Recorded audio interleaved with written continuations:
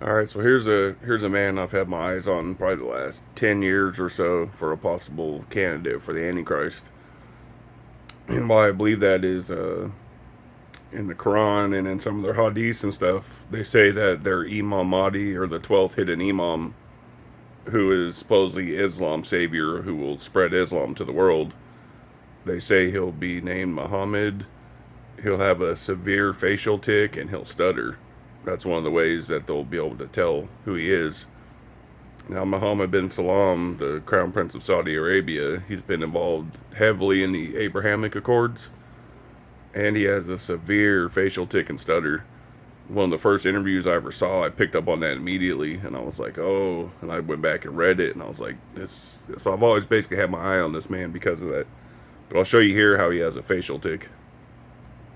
Take for you to agree to normalize relations with Israel? Well, there is support from President Biden administration to get to that point. For us, the Palestinian issue is very important. We need to solve that part. And See right there how he does that with his mouth. we have a good negotiation to get to that point. For us, the Palestinian issue is very important. We need to solve that part. And Right there. we have a good negotiations continue.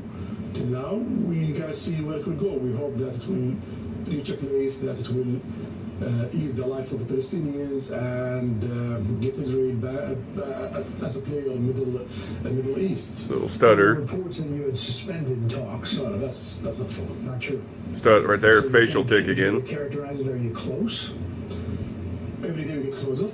Are you concerned though Iran gets a nuclear weapon, about them getting a nuclear weapon? When we are concerned of any country getting a nuclear weapon, that's a bad move. So you got to remember, all pretty much most of the Middle East hates Saudi Arabia because there's different sects of Islam, Sunni, Shia, all that. But most of Islam hates Saudi Arabia because of how decadent they live and the oil and the money and all that. And you don't need to get a nuclear weapon because you cannot use it. Another facial tic Even right if Iran there. gets a See nuclear that? weapon, any country use a nuclear weapon, that means they are having a war with the rest of the world. The world cannot see another Hiroshima.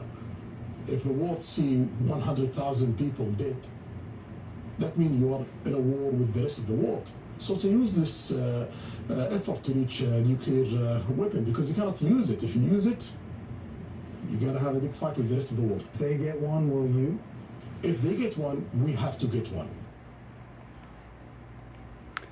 Yeah, just somebody to keep an eye on. What are your guys' thoughts? I'm not saying he is the Antichrist. I'm saying that he's up there on the list because of how Islam, like I said, says the Mahdi will stutter and be named Muhammad.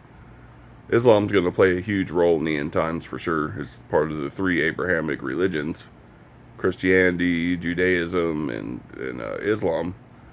So I feel they're going to play a huge role. And I've always had my eye on this guy for some reason. He's got a lot of power. He's behind the Abrahamic Accords. Like I said, I'm not saying he's the Antichrist, but he's up there on my list for sure. What do you guys think?